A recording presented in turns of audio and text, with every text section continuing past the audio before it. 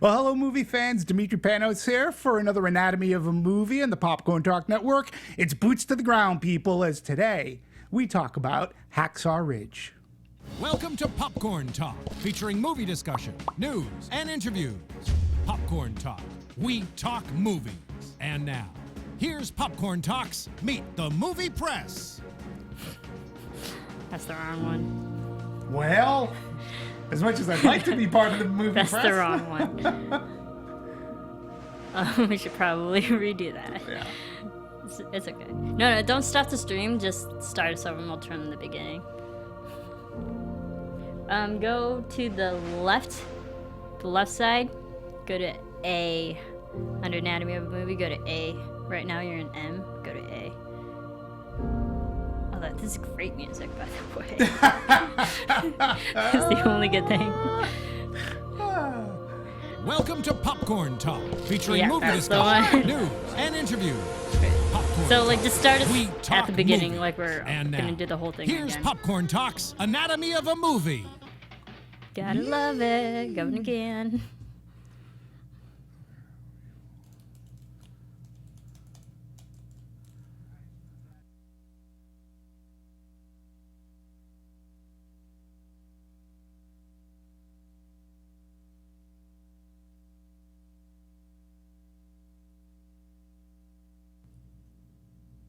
Hey, movie fans. Welcome to the Popcorn Talk Network's Anatomy of a Movie. Boots to the ground, people. Today we're going to dive into Hacksaw Ridge. Welcome to Popcorn Talk, featuring movie discussion, news, and interviews. Popcorn Talk. We talk movies. And now, here's Popcorn Talk's Anatomy of a Movie. Hello, folks and movie fans. Demetri Panos here, host for Anatomy of a Movie, where today we are going to talk and dissect Hacksaw Ridge. Please help welcome me, say hello to our esteemed hosts who are going to help me through this war. War is hell, people, but hopefully this Anatomy of a Movie will not be.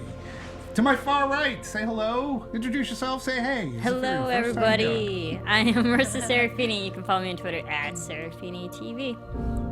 And I am Emily Harlan. You can follow me on Instagram and Twitter at OMG, it's MLE. And Marisa, we've been doing this forever. Look at this. Forever. We're back Two times again. the charm. We're back again, back to back. Very nice. So today we're going to talk about Mel Gibson's Hacksaw Ridge. And as we start off every show, we're going to talk about our opinions. So I'm going to start off with you, Marisa. What did you think of Hacksaw Ridge? Well, I was very excited to see this. I've known about this film for some time now. I've known about it since probably the summer. And, I saw the trailer and I thought it looked amazing. I'm probably going to really like this movie. I went into it and I walked out and I loved the movie. It was so well done on all fronts, and even the front and line, but no pun intended.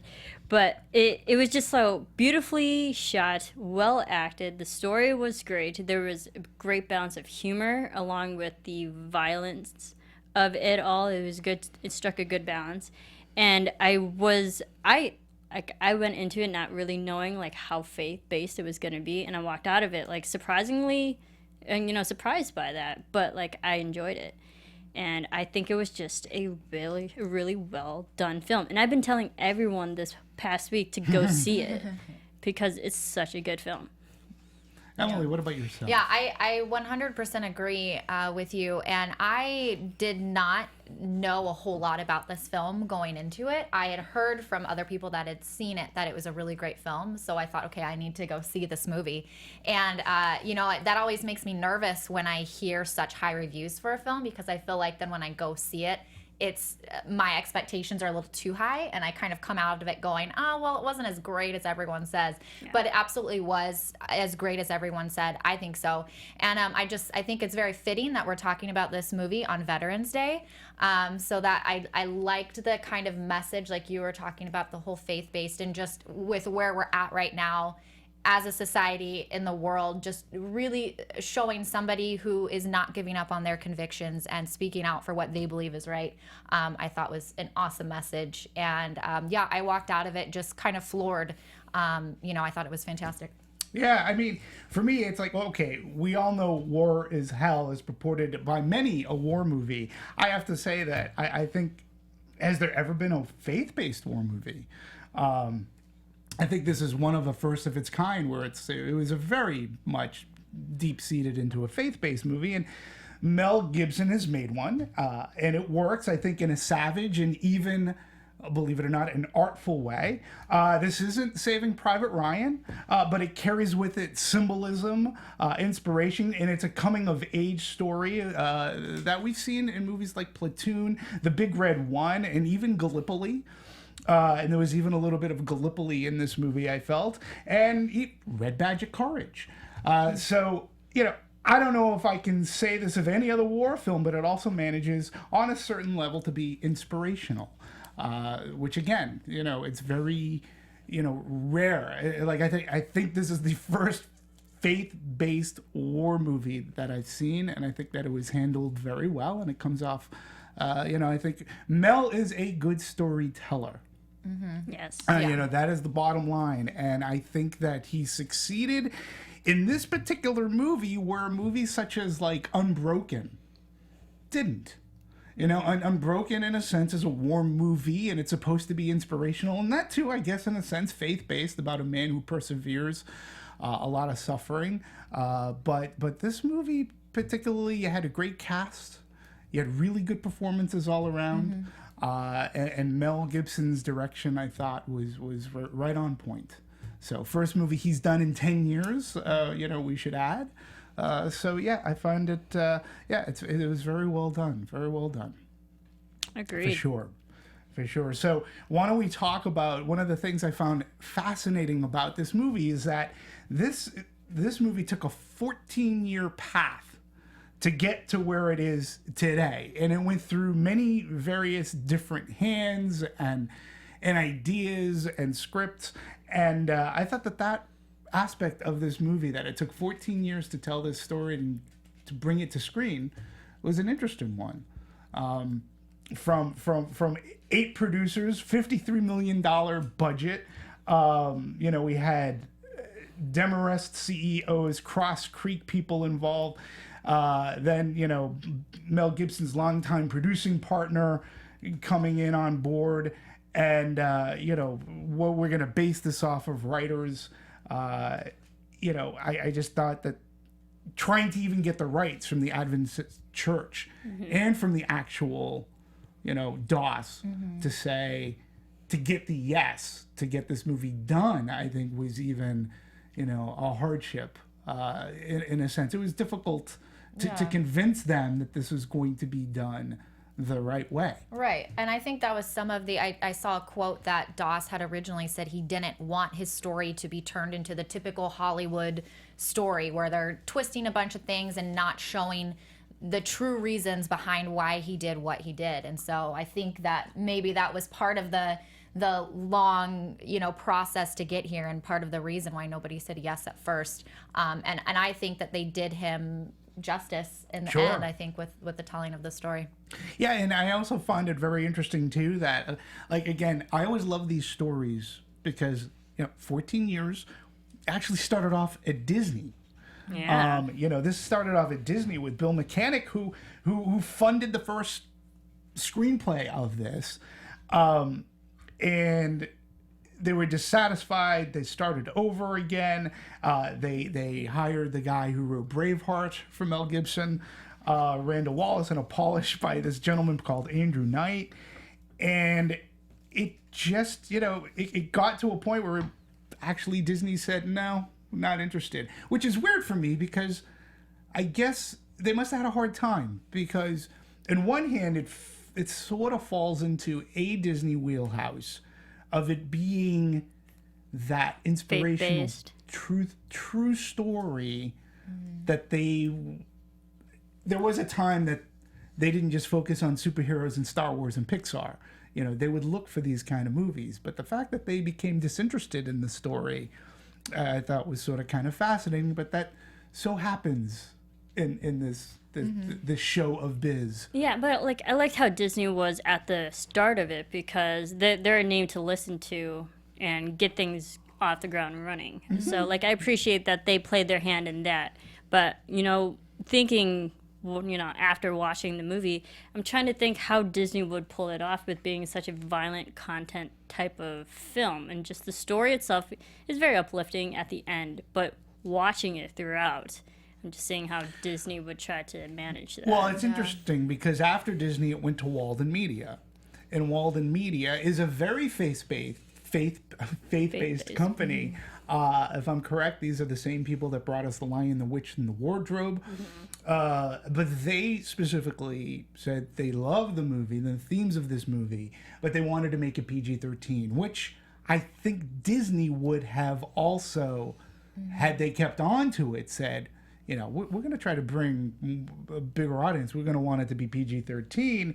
But the mechanics said that's probably not going to make it as an intense as is real. And there was sort of a clash, but eventually Walden Media, they didn't want to let it go because they really felt so strongly in the story. But ultimately they did, and they were very gracious about the process and giving it back to mechanic. And then, now we're talking about, we're in late night 2014. So, and then Oliver's Cross Creek and Johnson's Demarest Mini soon came on board, and then finding Mel Gibson as a producer, or as a director, I should say, sort of kind of a stroke of it's good, smart thinking. He makes good movies. Hell, he has perhaps one of the top grossing movies of all time within The Passion of the Christ. Getting him on board, this is a project that interested him, and it got him back behind the director's chair, and then financing, I think, was funny because it all was firmed up at the Berlin Film Festival, and Lionsgate bought the U.S. rights. So to me, that whole story, 14 years to make, bringing it to screen, passing from studio production company to studio, and getting this screen, getting this particular story up on screen. I wonder if it took Angelina Jolie that long to get Unbroken done. Because this is an inspirational tale, as well. I mean, that's true. That's a good point. But also, those are two completely different stories.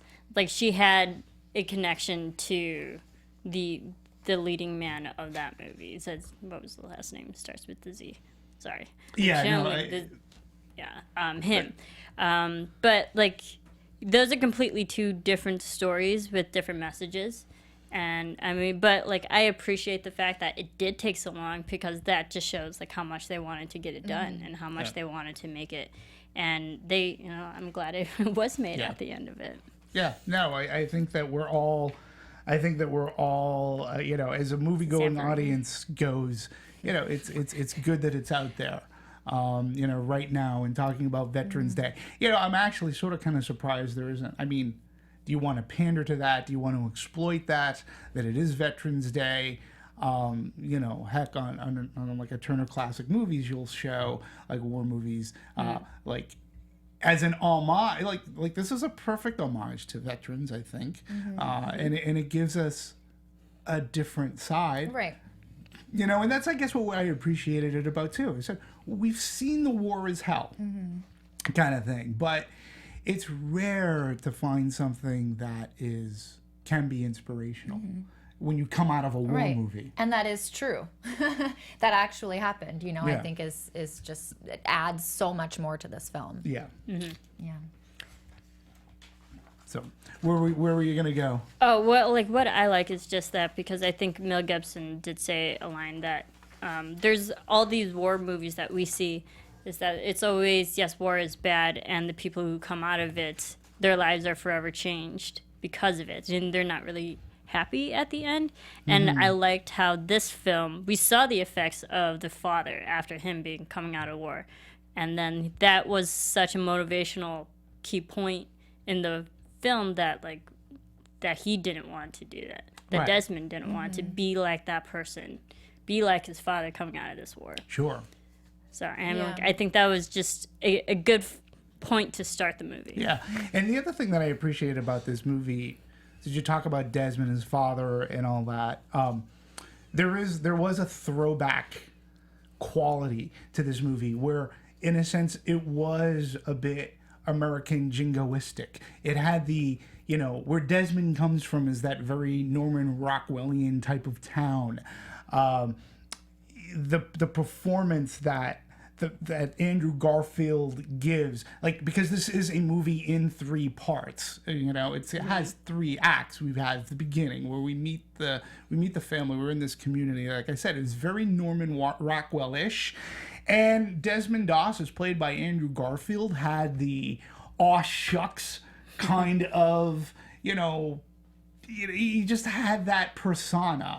He's a nice guy, but there was also behind this, we had the father who was in World War I, but we had the 2 sons who were inspired, and it was for love of country that they were enlisting, and there were war movies that were made in the 50s and 60s that were they were jingoistic like that. It's like, oh, I've got to enlist, I'm doing it for my country.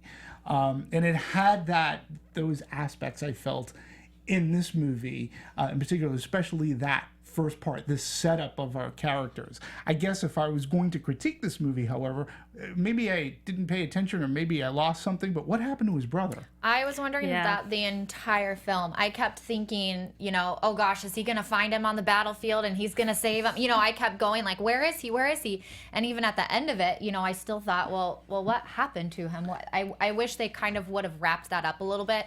And that was the only critique I saw in looking at other people's reviews of this film, was that they felt like that was kind of just left open-ended, and they wish that they would have seen a reunion of him and his wife in the film. I know we saw that at the very end with the pictures and the videos that they showed at the very end, but in the film, maybe him coming back to his wife or reuniting with his father in some sense, just because we like to have everything kind of wrapped up nicely with a bow. That's kind of how I'm conditioned to look at films. I don't even look at it as wrapped up nicely in a bow. We just don't know what happened to him. Yeah, well, I mean on the brother's side. But again, it's not even like that we have it wrapped up. He just sort of kind of disappeared, particularly after what I felt was a very powerful scene at the dinner table when his brother came in uniform and Hugo Weaving gave this very, very impressed, very well done monologue about when he was in the war and about his best buddy and things like that.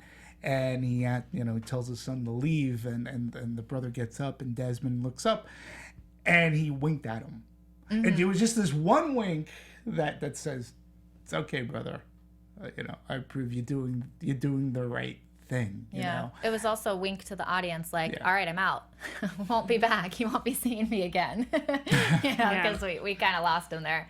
But I did read on one of the trivia quotes that in real life, the true story, that his brother actually enlisted in the Navy, and the uniform that he was wearing was an Army uniform. So I don't know, maybe they just kind of didn't want to dive too much into that. But maybe that's why we did not see him for the rest of the story of Desmond, was because his brother was, on a different area. So right. I mean, I also questioned at the end. I was like, where did the whole family go, not just the brother? Yeah. Because yes, we're conditioned to, once you go through a traumatic thing, you want to see also a happy ending, like going back to safety, going back to the family. That whole big return home, and we didn't really see that because I think that kind of just reflects what happened in real life. I mean, he did go back home, but no one really talked about it. Mm-hmm. But like everyone knew that he saved lives, but he himself didn't really proclaim that. He was just the most humble guy, and he didn't talk about it as much. Yeah. So I mean, it'd be nice to see if we did see how the community welcomed him back after knowing what he did. Mm-hmm. Yeah, well, and for me, it ended perfectly. Like everything was like his story for this part was wrapped up nicely in what he did, and I guess maybe in another movie, like I would have liked to see him come home and reunite with his wife and everything. I think how they handled that was showing the actual Desmond Doss, showing photos of him going home or being home with his wife, and talking about all that. And that to me was a very nice, it was a nice bookend to this movie. That seems to be like a common touch when you're making a true story. You find the actual people, to talk about their experience and such. And I felt that it was bookended fine. I didn't find it to be gratuitous. So for me, that I didn't need the filmed version of his going home. I'd much rather have the things about him getting the Medal of Honor, getting these, accolades, and he did reunite with his wife, and he told the story, and we showed these great pictures of him. And to me, that I was like, okay, I was fine with it. It was tastefully done. I didn't find it gratuitous or exploitive in that. Yeah, So- that's my favorite part of movies that are based on true stories or are true stories. If they can find, if the people that were actually what the movie was about are still alive, I think it's fantastic when they put pictures or videos up there. It just adds so much more to it and kind of brings you back out of Hollywood land to, oh yeah, this really happened. Like this was somebody's life. He actually did these things. So I just thought that kind of, for me, put the movie just above and beyond. Yeah, and just going back to the actual Desmond Doss, where he really didn't want the story to be told. And as Mel Gibson says in an interview I found on Deadline, he was like, he was a farmer growing his vegetables. He was very content. He didn't go to the movies, and he didn't feel that his life needed to be told via Hollywood. And, Gibson went on to say, he goes, I think it was part of his congregation, too, that appealed to his senses, and that it was something about this was going to be a movie about being inspirational, as opposed to just war is hell. And Gibson thinks that sort of kind of helped him get the A-OK for him to get that through. And I think he would have been very proud and happy and all. I think so too. What it was. And I didn't think that it was over Hollywoodized.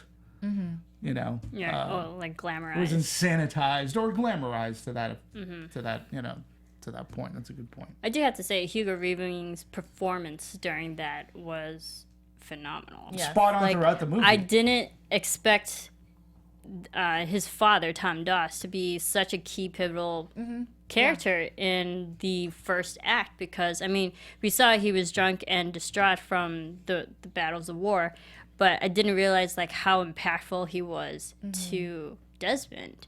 And I think the performance was just so well done, and I wasn't expecting that. Yeah. It was amazing to me. In fact, probably his best that I've seen him. He really had that timbre in his voice that he always had, but he had a presence. And where that character's role could have been overplayed to where you really would have hated him. And I think that the way that it was written and directed, that you might not have liked him too much, but you sympathized, I felt. And you didn't like that he would beat his wife, or he would get drunk and perhaps even beat his children, which they didn't show a lot of.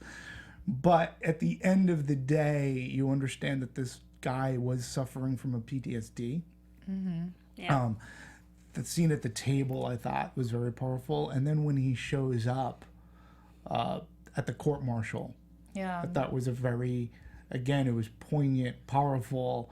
He shows up, delivers what he has to deliver, and then he just leaves, too. He doesn't even stick around. Yeah. Yeah. Oh, yeah, and I think that scene, not only was it just so well acted, but just also the point of the character, and just that he, like you said, was dealing with really awful things, and like the wife, or Desmond's mom pointed out, this isn't him. Who your dad is now is not him. And I think it just goes to show the two parallels when we're talking about what can happen from war, and people that can just go so far on both ends of the spectrum, as Desmond and his dad did. But yeah, I thought it was just awesome. And I also like the scene when his dad breaks down and starts crying, and the big moment with the gun. I thought that was just so beautiful and heartbreaking, but just beautiful in that moment. Yeah. So Yeah, I thought it was great, and the court scene where the father shows up, that just made me like Tom Doss even more, Yeah. because we see he's so torn and scarred and whatnot, and he generally didn't want his sons in the war, but you can tell it wasn't out of bitterness, it was just like out of love for his It was out son. of love, and again, it's one of those things that this movie touches upon. It's one thing, for a parent, I don't want you to go to war. War is hell. But he was talking from experience. It's like, he's like, I know you think that what you're doing is the right thing. I understand that. I appreciate, I respect that. But let me tell you the true story behind it and what they're not telling you and how you can come back affected. And I found that to be interesting in a movie that, again, starts off a little bit jingoistic, but you had this one dissenting character, this other voice saying, because in the regular Norman Rockwell-ish kind of war movie, it's like everybody's getting together to do their part. The women are going to make, the bullets, and we're going to do this, and we're going to work together. But in here, we had a different voice that says, I survived, and these are my best friends. And I felt that was he was an integral part of this movie, being a supporting character in this movie. Thought he was great. Thought it was fantastic.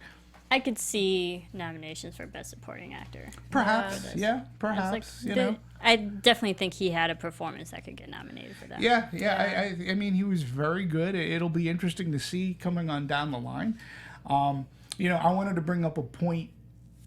You both love the movie very much, and it's really interesting because, again, from this Deadline interview, Mel was asked who is actually responding to the film, and he said women liked it more than guys. Women liked it more than guys. And he goes on to say that, he goes, the romance aspect, and there is something endearing about Andrew Garfield's presence and performance. He's a nurturer, and he believes that women gravitated towards this character because of he was very selfless. And Mel goes on to as a mother might be selfless or would be selfless, and he thinks that's one of the reasons why the women liked it through all the testing, and they did 2 tests, and women liked it more than men, which is interesting. I mean, I could say in the audience that I saw it, the women did actually respond to it and loudly at parts, clapping and applauding. I believe it. Yeah. I mean, you think about it, he was such a likable character. You didn't want anything bad happening to him, right, because he was so, I don't want to seem naive, but he was too nice of a guy in the first act. You're like, how could this guy want to go to war? Right. How can he go into such a deadly place? And then, we grew to like him so much that once he was there, we're like, we didn't want anything bad happening to him.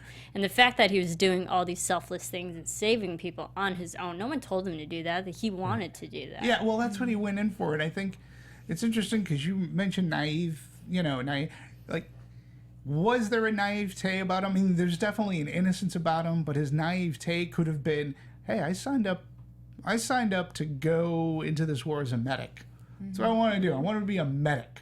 I don't want to kill anybody. I want to help people. But yet they put him in the front lines where he had to carry a gun, and that's what clashed. It would have been interesting to have at least some semblance of a scene when he was enlisting, to hear somebody say, "Oh yeah, don't worry. If you're going to train to be a medic, you won't have to carry a gun," because he did say, "Well, when I signed up, they said I didn't have to, and that I don't want to." So maybe there was a little bit of innocence, a little bit of naivete on that character's part going into it. Yeah. But then that turned into, well, I'm going to stay to my conviction and my religion and continue to move forward. I think there was absolutely innocence going into it, and I think that a lot of times with passions, we can be naive because a lot of times when we're so passionate about something, it kind of or I guess encompasses everything to where we don't really see what's actually going on. And I think for me, just going back to the part of women liking it more than men, I could see Mel Gibson's points. But for me, it wasn't the romance aspect of it. It wasn't, he wants to save people and that's so great. For me, it was kind of more of like a humanity standpoint where I'm like, this person is standing up for what he believes in. He's getting beat by people and he is still there. He still has so much passion about this that he's going to do it whether people tell him he can or he can't, and just the fact that he was, such a hero on so many different levels. I think that just really spoke to me. But I do understand what Mel was saying, how people, kind of like that side and the nurturing side of people. So, but yeah, back to your point on being naive and being innocent, it seemed like absolutely going into that, he didn't know what he was really getting into. And you could kind of see that when he first gets there and he sees the bodies of soldiers lying on the back of the truck, and his face changes and he takes his hat off and it's like, oh wait, this is real. Yeah, and I think that was a whole trope, and that is a common trope. I mean, that was a huge scene in Platoon. Again, it's a common coming of age war story, coming of age, trope, to see these bodies coming back, to see the people who are still alive being so affected coming back. And it's like, who are those people? They're like, oh, they're the people that they just came back from the place that you're going to. And you're like, oh, okay. So yeah, I found that to be it was a really good scene. I like how, and again, I don't know if that was, it was like, if he took I liked him taking his helmet off out of respect for them coming back. And again, perfect to talk about this during Veterans Day, because that's what it was. It was honoring these soldiers, the living and the dead. It was, again, it could have fallen into cliche because it has been done so many times before, but I think it was Gibson did it, and it was to great effect over cliche. That it was very well done. Let's talk a little bit too about then. I want to talk a little bit about the romance. In this movie, because again, I think it works, and I think for me it worked because there was an innocence behind the romance. Teresa Palmer as Dorothy Schutt. Shooty, yeah. Shooty. I really like Teresa Palmer. I've seen a lot of her movies. And that's how I've known about this film for a while now, because we covered Lights Out. And when she was doing promotion for that, she talked about what's her next movie, which is Hacksaw Ridge. Yeah. So I've known about it since the summer. And I think it was such a great performance. And there was an interview where Teresa was saying that she saw an old photo of the real Desmond and Dorothy, and that they were like goofing around. Like the fact that like Desmond was wearing her dress and Dorothy was wearing his hat. So like the fact that they had a playful kind of behavior with each other. Teresa was like, we have to convey this in our characters. Like we have to portray this fun side to our romance, especially in a time like that where it's not seen as much. I feel like it's more serious type of kind of courtship back in the 40s, but they had such a playful behavior. Well, again, I go back, to me it is somewhat of a throwback kind of, well, like look at It's a Wonderful Life and the courtship that goes on. Like that is a fun, innocent kind of a courtship that's taking place there. This was a fun, innocent courtship going on, and I liked how Dorothy was portrayed, because she could be fun, she could be silly, she had that, but at the same time she could stand her ground. When he said, I'm enlisting, she gets emotional and she goes, when are you gonna ask me to marry? It was, I love that scene too. Yeah. And it only works again because of the performances and I believe the chemistry of these two. And again, Andrew Garfield walked around and he had that grin. Like literally, I can't describe it as anything else other than the aw shucks grin.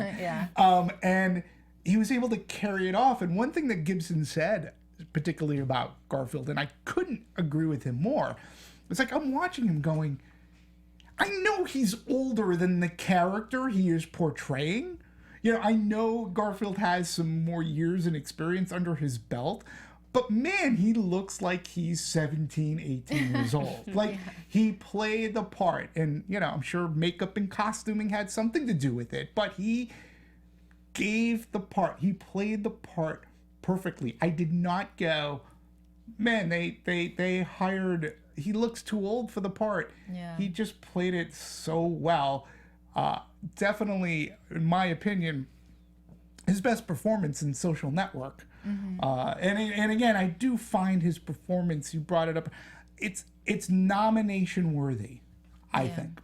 Garfield's performance. Yeah, I thought he did a fantastic job. And, you know, like you were saying, at some points to me, he was almost unrecognizable. You know, at some points I kind of was in the movie going, wait, that is Andrew Garfield, right? Like, you know, I just thought he did such a great job. And going back really quickly to Dorothy and her character, I totally agree. And one scene that really struck a chord for me was the scene at the courthouse when the dad, Bill, Bill, came up to her and said, you need to take this envelope in, you know? And she said, no, I can't go. You have to go in, you know? And I was thinking, she, up until, you know, Desmond stood up, Tom, up until Desmond stood up to his dad with the gun, she was pretty much the only one that's ever stood up to him, you know? And I thought that said so much about her and just about being a strong woman and being there to support Desmond, you know, and just stay there with him, I thought was awesome.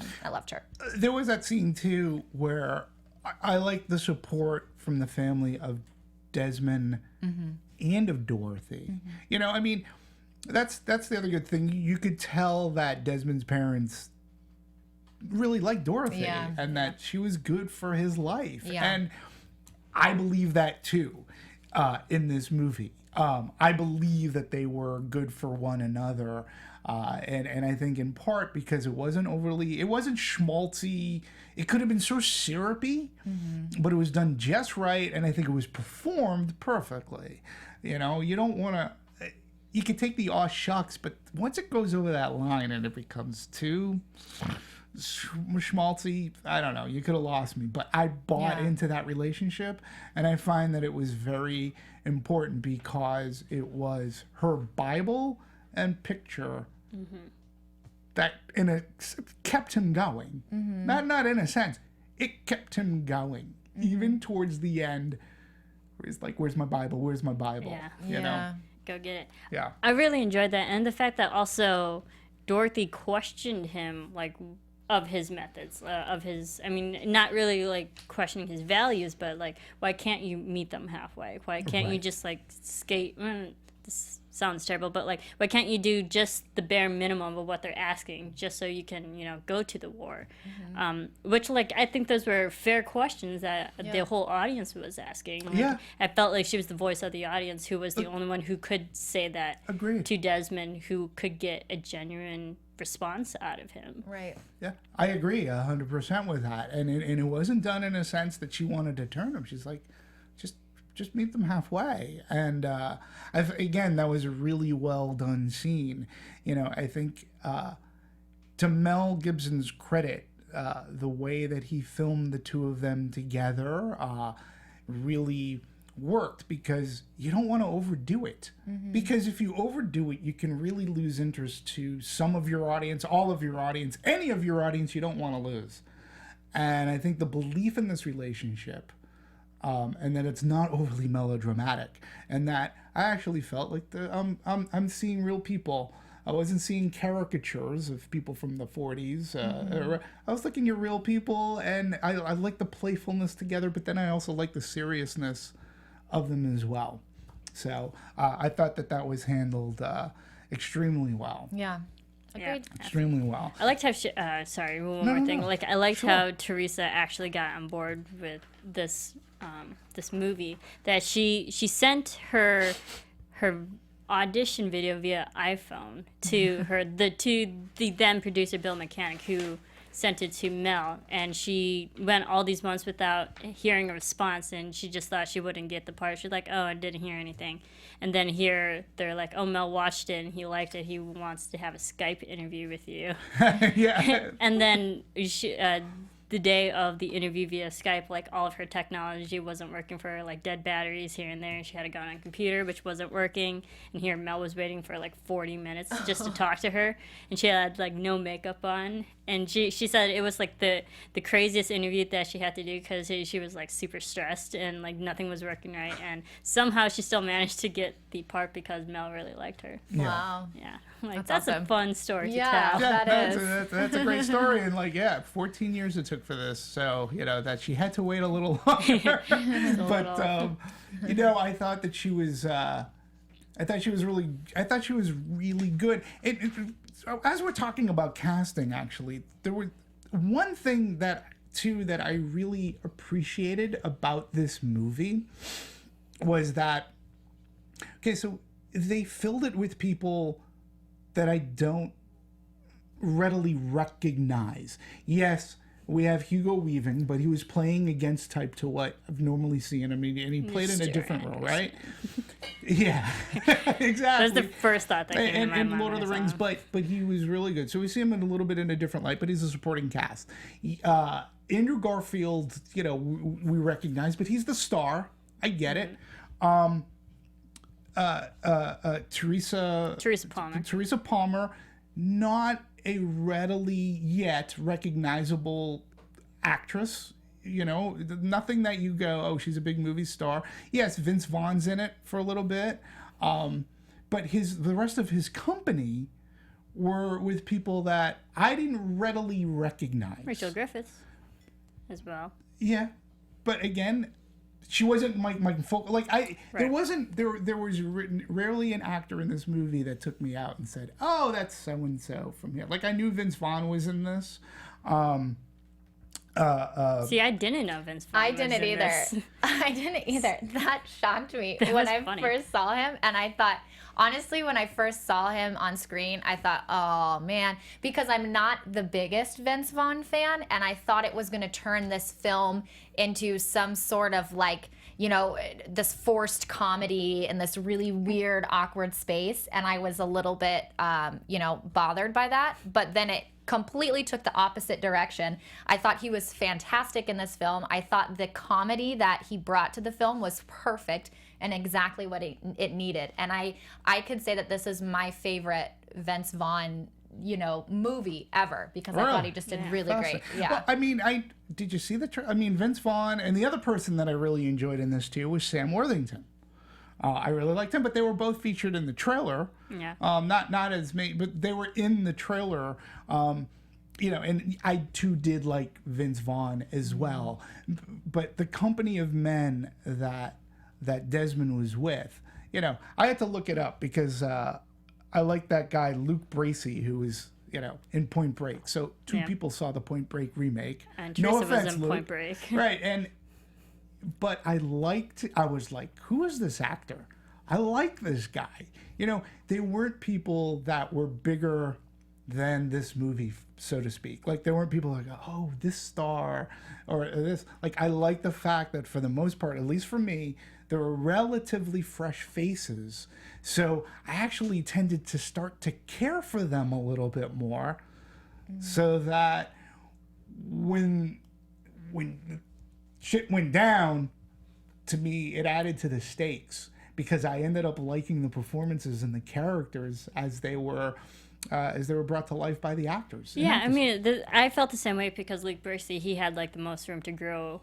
As an audience member, you're like, okay, we don't like him, but we know eventually we're going to grow to like him in some shape or form. He's going to loosen up towards Desmond. Mm-hmm. And then here at the end, when he unfortunately dies, you're like, oh no. You feel for him at the end. At the beginning you didn't like him, but at the end you felt for him. And he could see, like, he was probably the first character that recognized Desmond's courage. Okay, and wherewithal, like on the field, and so he would cover him. When they had that conversation in the foxhole, it was a great, fun conversation, right? Yeah. And I really liked it. But once that conversation was over, I was like, he's dead. Yeah. I was like, he's dead. Yeah. He's not gonna make it through. I go, because they just bonded, and it would be cool their for them to go off. conclusion. I was like, Yeah. yeah, he's gonna die. I know. I kept waiting when that scene happened, and it was, that he had the first dream, Desmond did, and then the next scene happened. I thought, okay, wait, this has to just be a dream again. Wait, let's go back. like I don't want him to get hurt. And then of course it Smitty, was real, and yeah. So Yeah, but he was really good. And again, I think it's a testament to the casting that they found people, that. Because sometimes it can take away. Sometimes it can take away from a movie. And who knows whether it was budgeting or whatnot. But I think the people that they cast for these roles, I think everybody did a really good job. Yeah. The people that we did recognize too. Sam Worthington. He was really, again, outside of Avatar, he was really good in this movie. Vince Vaughn, to your point, he had that stint on True Detective, which nobody liked that season. But at least he showed some dramatic chops. What I liked about both Vince Vaughn and Sam Worthington were their turnaround was earned. Okay? Their arcs towards Desmond were earned. It wasn't just like, oh, you're a really good guy now. They understood. And their characters, the way that they were written, showed that they were flawed. And they even said, this isn't what I thought you were talking about, but there's no other person I'd rather serve with. Yeah, and I did like Sergeant Howell, Vince Vaughn's character, because at the beginning he asked all these questions like, what the heck are you doing here if you're not going to fire a gun? But then when Desmond got beat up by his guys, there was that one shot, he was like, you don't deserve this. Like, he actually felt for him. And it's like, he's not being mean to him just to be mean. He was just being... Dude. He was being a leader and asking those questions, but that he wasn't purposely being mean. He actually truly cared about Desmond. Yeah. Yeah, and he told him, can you identify anybody that hit you? Wanting to put punishment to those people that did it, and to your point, I think he was valid to ask those questions because at a time like that, it's like, wait, you want to go protect me and have my back, but you don't have a gun. How are you going to have my back if I'm, So I understand where all those questions came from. But I did like the kind of how he started turning and understanding and seeing the human side of Desmond, which I liked. So. Yeah, and you said it, and I'm going to expand on it too. In that particular scene, there was a look of sympathy on Vince Vaughn's face that said, look, dude, just you don't deserve this. Had it been that Remy... the guy that was playing drill sergeants, he was an actual drill sergeant. He was in Full Metal Jacket. Full Metal Jacket, yeah. The guy. There's nothing sympathetic about that guy, but I thought that Vince Vaughn and again Sam Worthington were like, why are you enduring this? You shouldn't have to endure this. It's almost like at that point they recognize belief. But it's like, hey, try to see it from our point of view, and we don't want you to get killed. Yeah. In training, So I actually thought, but again, their turnarounds were earned in this movie. That was a great scene when Desmond comes to save... To save Vince Vaughn's character, and he lays down the thing, and he goes, I'm gonna pull you, just get on that, and he's got his gun. Really well done scene, those are the parts of the movie where, they were just the way they were filmed.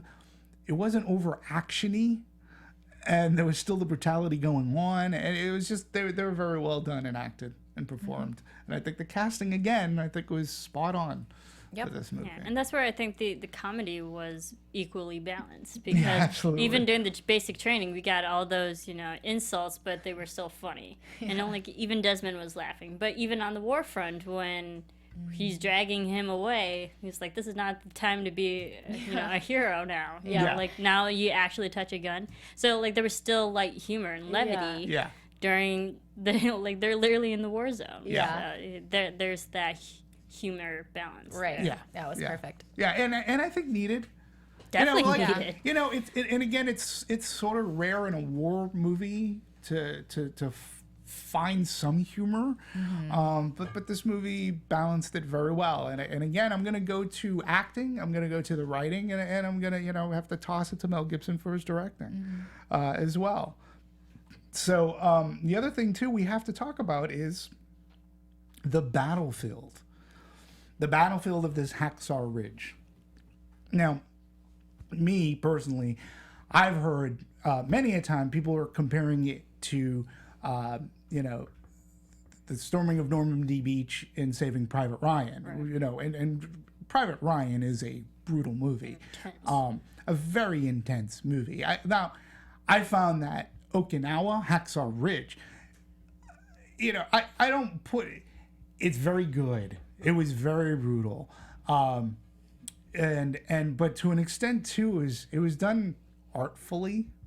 I mean, there were shots that Mel did, especially with fire and people flying. Like, he did it. He took a different kind of approach, and I think he succeeds because he makes Hacksaw Ridge look a little bit different than Saving Private Ryan, And Mel Gibson always, when you look at Braveheart, Braveheart, right. Those are blunt, pointy instruments. Like a Patriot. No less brutal. Yeah, but Patriot, he didn't direct Patriot. No, he didn't. But Braveheart is very brutal in its violence. Okay, and this movie was very brutal. But there were shots that were coming where it almost looked like the camera was above the gun as it's going through, and people are like flipping and flopping left and right, and the bullets are coming out. Scenes with the flamethrower, and he did it in a brutal yet it still was like artful way. He had his cake and he ate it too, because it's a dichotomy there. Savagery shouldn't be necessarily artful, but yet it was still savage and gory. But though, again, to his testament, a lot of the women that can turn off, like blood, guts, and gore, and there was a plenty in this movie, but it didn't. I know in my audience, no, not at all. He stuck with this movie. I thought they were filmed perfectly. He certainly did. And like what I found out that was interesting, for the cinematography aspect of it, the Barry Robinson, who was the production designer for this film, he and his team created a 9 by 12 foot model of the ridge of the battlefield, and then the rest, everything else was on a soundstage. But they actually built like the place of where they shot everything for Hacksaw. Yeah, and I like that Gibson, they used a little bit of CG here and there, but pretty much every explosion that happened, it was all pyrotechnics.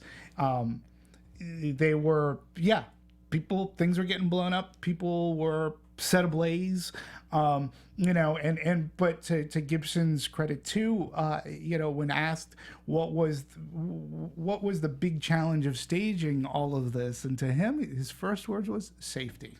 Mm-hmm. I had to maintain safety. Yeah. I knew what I wanted to film, and safety. Then he was asked even further. It's like, well, how was it working on the budget? And it's like, well, if I had a bigger budget, he goes, I had these insane ideas in my mind to do. He goes, but with the budget that I was given, which they're saying was an estimated $40 million.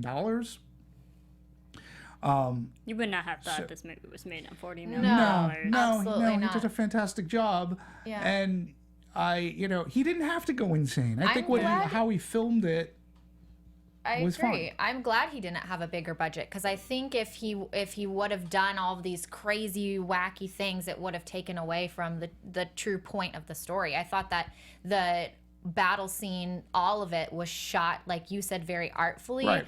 I never felt that it crossed the line or got too intense or too crazy. To me, it made it very real. It made me say, like, this is like this. I feel like I'm here. I feel like I'm actually there watching all of this happen. I thought it was awesome. Yeah, and some of it, I mean, I felt as if I was at Normandy Beach in Saving Private Ryan. There were certain scenes in this that were, from a cinematography standpoint, the way they were shot, I didn't, again, it was just his blending, which is fine, because, when it happened, there were those two soldiers talking. One guy gets his face completely blown off, and then the other guy gets his head more or less blown off, and then I was like, okay, and so it begins. Yeah, but here it we go. wasn't just focusing on that kind of grossness. I mean, he was able to use his camera, and in a very smart way.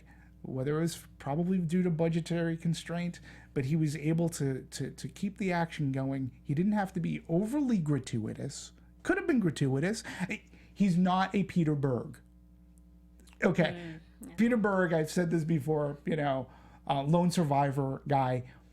Good director, it's all fine, but subtlety is not in his lexicon, where I think Mel showed that much like in Passion of the Christ, which is also another brutal movie, a very brutal movie, but he's able to film it in which it can almost be accepted by audiences. They'll watch it, and where they might cringe, they might not slide all the way down to the bottom of their seats because it's too intense. It was very intense. It was well shot. I liked how their pyrotechnics, they called it steel rain, or the Japanese people call that steel rain, with that fire just coming all over the place. Yeah, they call it steel rain because it was the first use of napalm. Yeah. Which is interesting. And they squirted the guys down with petrol and stuff because it was that bad. Yeah. Which, I mean, it looks scary, and especially the guy who was carrying the pack that was filmed. And then when he exploded, I'm like, oh. That was crazy. That, like, it went everywhere. Yeah. I know. At first I was thinking, like, seeing him use it, I'm like, okay, if I was ever in a war and I had to carry a weapon, like, that's the one I would want. But then after what happened to him happened, I'm like, okay, I'm gonna pass. I'm gonna pass on the flamethrower. But maybe you don't want that big target. But that's again, that was another thing. I was like, going, yeah, okay, I know where this is going. Like it's like, okay, yeah, there we go. That's how we, But it was, oh my God, that scene when there were the Japanese soldiers were all coming out from underground, like a swarm of bees. Like, that scene was crazy, and that was the first thing they saw in the morning. That was scary. Waking up to that, I know it felt like what was that, World War Z, when everyone's rushing you and trying to kill you, and you're like, what do I do? I want to talk a little bit about Hacksaw Ridge again. It's they had to drive to it, and then they had to climb. Okay, so I thought it was interesting that, like, okay, so they got to climb this net. This is something that they learned in basic, okay, but you have to climb a ridge. Like, they couldn't drive up to this ridge, okay, and to overtake this, you have to climb up. And I was thinking, geez, like, what's to keep the Japanese from just, like, cutting it down? Yeah, as soon as a head pops up, you just cut everybody down. I thought there would be more of that, but it was more like, we're gonna lure you in. Yeah. Like, we're gonna get you all in, and we'll take care of you that way. It was very fascinating because, and I also like the dichotomy, like, because there was such a difference between what it was like on the bottom of the ridge, and once you get to the top of the ridge, the atmosphere completely changes. We go from, like, almost sunny beach, here's this ridge, safety to danger. And you got that instantly from production design, from the smoke or the fog, and where is this? And I like that aspect of this movie, like, a lot. Yeah, I was wondering, just looking at the whole scene, what is keeping the enemy from just cutting down the net, and so nobody can come up there. But then knowing that they are trying to lure them in and saying, like, okay, we're gonna, like, almost funnel you, like it was like 300, where they're like, we're gonna make you come here and where you're more vulnerable, and then we're gonna keep just picking you off. So it was just really shocking to me, because obviously to see that type of a war, that type of a scene is we don't see too often. So. But I think too that ridge is very, like, symbolic. I mean, symbolic in the way of, you got to go up, but how am I going to get these men to safety? Like, it's another hill to overcome, in a sense, and getting the men down, and having one man I mean, it just makes that task that much harder, that more difficult, because you just can't like bring him over to safety and drop him off in an ambulance. Right. He had to, with a rope and tie it and lower him down in a way. It was, again, yet another unsurmountable odd in having to deal with in what was already an impossible situation for these men. Yeah, and he did it over and over Exactly. and over again. Yeah. Like, and you see him struggle the first time, but like the fact that he did that like 75 times. Yeah. Wow. I know. I think that just speaks to his character of who he is. The fact that, he was going out and saving these people, but then taking it to the next step and lowering them on a rope, And if this wasn't a true story, I would have looked at that and said, oh, come on, like that one, it really happened. But just the fact that it did, I think is just astounding and just, again, speaks to Desmond Doss and who he was. Agreed. Yeah. Agreed. So, and again, Andrew Garfield, too, points out that one of the things that really stuck with him in taking the role was that it was a war movie where spirituality, inspiration was front and center. And it really was, when you think of it, above and beyond all else. I said it at the top, we've seen it in many a movie that war is hell. We know that war is bad and what it can do to a person. Oliver Stone has made a career out of showing us PTSD, things from Born on the 4th of July, Platoon, movies such as that. Here was a movie where, yes, war is hell, but perseverance, courage, faith, inspiration can also be born from this hell. And good things, while there is death and carnage around me, this Desmond Doss comes and shows that, he can rise above, in a sense, which is very interesting take on a war movie, I think. So. It is. I liked how you can clearly tell the differences in the acts of this movie. Like, it looked visually so distinct from each other, from the ridge to the home base, or like when in the first act where Desmond grew up, and there was actually, they converted an Australian town to look like Virginia. Right. They had to put up all these different signs to make it look quote unquote American. Right. So they said that was a big challenge for them, but I couldn't have tell. I couldn't tell. And again, to me, that was that piece of Americana that is sort of throwback that we do see in those older war movies, and again, from production design to editing, cinematography, everything brings this movie and the three parts. I mean, they are three distinct parts in this movie. And each one has its own distinct look and or feel. And color scheme colors. as well. Yeah, absolutely. Yeah. And even the acting changes. Even the acting, the acting to me changes a lot. Andrew Garfield at the beginning of the movie, as opposed to when he's actually in the thick of things, completely different man. He even looks different, physicality-wise, whether, not just from the training, but he looked older. So more mature. He looked more mature. Yeah. Life in doing experience. this, which is very interesting to me. One more cool thing that I thought was interesting doing the research, that they actually filmed the war scenes first, and then the whole family being in Virginia at that time last. They did all the dramatic parts last. So, movie magic, how things always shooting out of order. Right. I found that cool. And it makes sense, too, because I think you'd want to get your hardest stuff done. Your most technical, hardest stuff done out of the way so you can work on piecing it where your softer tones and non, let's call it special effects, need to take into place. But it is fascinating because there has been a trend that doing the show that we've seen where some movies have been shot actually chronologically, whether it's for setting purposes or not. But I think filming it in that way, talking about budgetary reason wise too, seems to sort of kind of make sense, and it is the magic of editing and putting a movie together. And it's fascinating, how an actor too is going to have to perform starting off this way and then change cadence in order to do the first part of that movie because they're so different, you know. Right.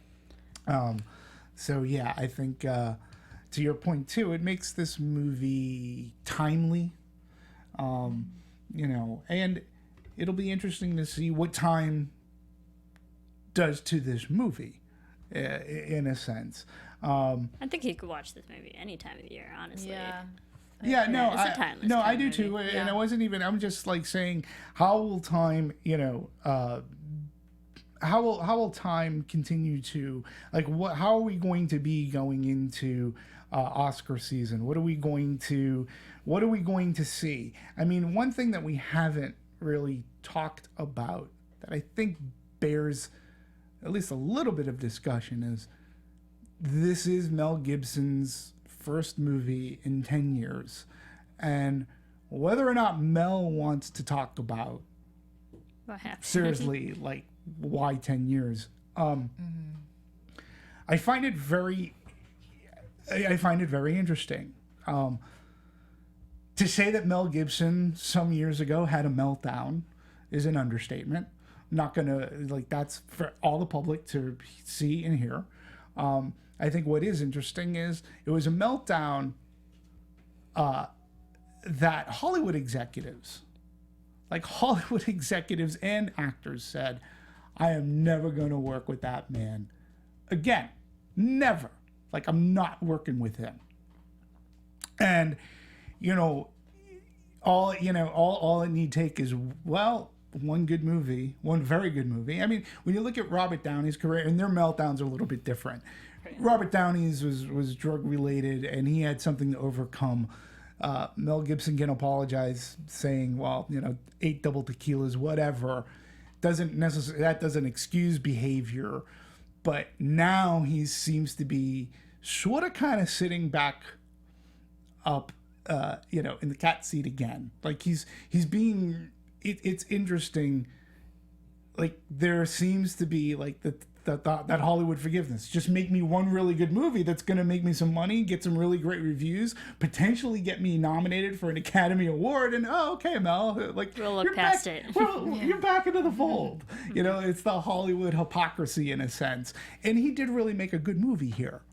You know, and there's no denying it. I'm just, you know, you were talking about it before we set in here. We were talking about the grosses.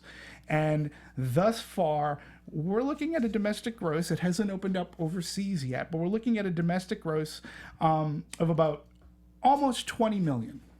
Almost 20 million all in it. It was number 3 over the weekend, where it did 15 million. It's opened up on like widest release is 2,971 locations. Okay. It's just very interesting. I mean, right now at 20, it's 19.9. So I'm just going to call it 20 million. I think word of mouth on this movie, you said I've been telling everyone to go see it. You know, Rotten Tomatoes, it's got an 86%. It's really high for Rotten Tomatoes. It's high. Yeah. I mean, you know, it's high. 86 is a good number. Cinema Score audiences are liking it. It's an A. And I think once they start, I mean, I think it's a good time to release because now we're starting to eke into the holidays. I mean, Thanksgiving is going to be around the corner. If Lionsgate plays their cards right, it'll continue a momentum where, okay, maybe it won't ever be like the number 1 movie. However, it'll sustain and remain to be in the top 5. Like it'll hang on, and then if it does get more accolades and say some award type of attention, that'll be, you know, that'll keep it hanging around at least through Christmas. You know, I'm sure that's the hope. And you were also saying this movie isn't a worldwide release. It's only in limited places. Here in Los Angeles, we were able to see it, but across the country, other people haven't. Well, I haven't seen it, but I mean, I wouldn't say 22,900 is limited. Like if they had gone 1,500, I mean, they opened it they opened it wide, not Doctor Strange wide, Yeah, but not they opened worldwide. it, but not worldwide, but domestically they put their best foot forward and they released it wide here, and it'll eventually get its foreign theatrical run as well. So it'll be interesting to see there. I guess what I want, like 20 million thus far is, I think, highly respectable so far for a war movie that's going up against comic book movies, family animated movies. Going on down the pike, we're going to see wizarding movies. Right. I think it has the potential to stay in there. I just wonder, will this be will this be the forgiveness that like, will this, will the people forgive? Will it be above and beyond, or will the taint of what happened maybe sort of set up a wall to him maybe receiving awards or getting nominations? Look, sometimes Scandal, look at Schwarzenegger's career. Scandal pretty much torpedoed a lot of his career. Okay, very hard. He hasn't really overcome that yet. Mel Gibson, he took 10 years off. He's back in the director's chair, and people are now throwing him praises. Where less than a decade they weren't. Yeah, the thing is, like, what happened wasn't a deter on his filmmaking aspect. It wasn't deter on his acting choices or his directing choices. It was just him as a person. And, like, yes, he made another film that may not change who he is as a person and what people remember, what he's capable of. But people know he's a good filmmaker. People know he's a good storyteller. And just because he had those incidents doesn't affect how he actually works. You can love the career, but not the man. Right. Yeah, I agree. Yeah. Well, can you? Because again, I'm only going to throw out there because I think some people can. He like, said you can some pretty harsh stuff. No, so, I know, but exactly. But like, you can love the work, but not the man. Yeah. Like that happens with a lot of people. Yeah, I know. Yeah. I mean, Woody Allen continues to work, but his movies don't bring in $20 million in the opening weekend and such. Same can be said about Roman Polanski. It's just very interesting because I do find that Hollywood can be very forgiving if you have an accolade type of a hit movie. My only suggestion towards Mel Gibson would be, would you just shave that beard? Shave that scruffy Grizzly Adams. What are you talking about? It's November. Beard. Yeah, you gotta wait till December for that. You know what? He did not grow that beard No, I know. in November. So no, it's not. I mean, he's doing his due diligence and he's going out there and he's doing his interviews. He's pushing his movie. I think he's doing a really good job at that. I would just say he can't be upset if that past is brought up in an interview. I think they're very valid questions, but he seems to get very touchy when you talk about that. Regardless, he still made a very good movie with a good cast of people, a good cast of producers, and in a studio that was willing to take a risk. I mean, let's face it, you would be taking a risk in trying to in releasing a Mel Gibson movie. Jodie Foster's taken that risk. There were some people who stood beside him, and he had some really good friends. I think he's fortunate that he had some good friends along the way that stood behind him and kept him working, kept his creative juices flowing. I think this was a project that was, especially after A Passion of the Christ, which I believe he's going to be making a sequel. I believe that this was the right choice for him to do, Right. I think. I mean, he could have maybe done I think a it's Lethal Weapon movie. Also the right time, right story to do it. Yeah. Like he could have done any movie from here and up until 10 years ago, but like he chose this one, so you can definitely tell like there was a story, there was the characters, there was passion behind this film that he really wanted to do it. Right. Absolutely. And it was uplifting and inspirational at the end of the day. Yeah, and he knew what worked for him, like in the past. Like this, again, it is a very faith-based movie, and that is what drove a lot of Passion of the Christ, and that's what he marketed. That's what he interviewed a lot.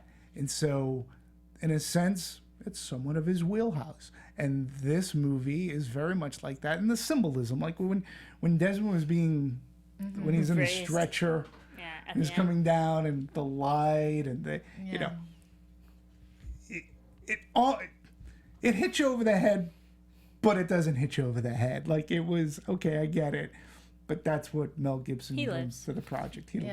Yeah. I thought it was beautiful, though.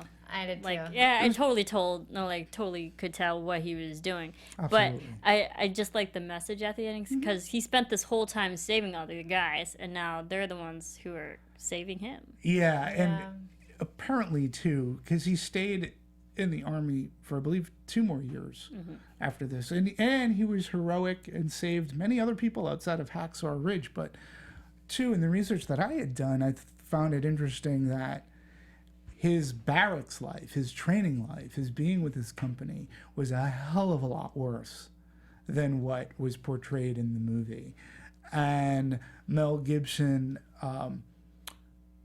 he's like, he was amazed when he researched and found, he goes, it was way worse than I was able to portray or wanted to portray. He goes, because if I left it in there, I would have lost audiences, because it was really bad. The beatings that this guy took, the indignity that he took. He goes, audiences really would have thought he was crazy, like for doing this. He goes, I had to show something, but there's no way, he said, I could have shown everything that happened to him while he was with this company, because it was way worse than he could have portrayed. Yeah. So I found that interesting. I think he got the message across, though, you know, with what he did show. I think we all understood, you know, what was going on there. But yeah, and it was a well-paced movie too, for a movie that goes a little over 2 hours. You know, I found I was wrapped. I was in outside of the intensity, even the beginning. I was well brought into this story from beginning to end, for sure. So I was not bored by this movie. You know, so what did you folks think about pacing and such? Did you feel that it was too long? No, I knew going in, somebody had told me that had seen it before, that it was, you know, a movie that was over 2 hours. So I was expecting, like, oh my gosh, am I going to get in there and just sit there? When is this going to be over? But I didn't think that at all. You know, I never felt like it was dragging on any scene. And I think that's partly because of what we were watching, and you know, it's like I was involved the whole time from start to finish. Yeah. So. Yeah, I mean, it never died for me, because I think that, again, there was the balance of humor that I enjoyed every act. But like, I liked how each act had a different feel to it. Like, the first one was fun and light, and the second one, it kind of got more dramatic with the family aspect and the military training, and then the third, where you were just like so engrossed in everything being so overwhelming. How could you not watch it? Yeah. And I think it was just equally balanced all around. Yeah. Let me ask, would you agree that there's very little fat to be trimmed? Like, because that's one of the things that I think about of a movie. Could something be trimmed, maybe changed, whatever? And when I walked out of this and I was giving this movie a lot of thought, there wasn't, for me anyways, there wasn't any real fat to be trimmed off this movie that I can think that they could have saved time here, or this didn't make sense, outside of the brother being unexplained, which might have added like a minute or two. But outside of that, I really can't think of anything that was displaced in this movie. Right, but even the brother, like, showed just the character who Desmond is. Like, he built that competitive personality. Like, he overcame challenges. You know, like, he could stand up for himself, because you saw that whole fight at the beginning. Right. So, like, you know that Desmond can handle himself, thanks to always being with someone who constantly challenged him. Absolutely. And even, like, the hikes when he went on with his brother and with Dorothy, it's like, you know, he has the physical capability of climbing, and you know, he has the physical strength and stamina to endure what he was going to go through the war. There's like so many different qualities in every act that you just understood what Desmond was capable of. Absolutely. Absolutely. Yeah, that's a good way to put it. Yeah. All right. Well, There we go. We were talking Hacksaw Ridge. Hopefully, our dear audience, you agree. And if you disagree, please let us know. So as we're wrapping things up, any final thoughts from you, Marisa? I love this film. I might see it again in my tight schedule that I have. But it's so good, and I will buy this. I would definitely buy this. Yes, I agree. I thought it was just fantastic. Again, I'm still just overwhelmed by what one man accomplished and was capable of, and just the story behind it. I thought is so inspiring. Loved it. Absolutely loved it. See, Emily, isn't the show a lot different when you actually like a movie? Different than last week. Yeah. I just like that it was a bit of a different take. That this wasn't necessarily just a war movie.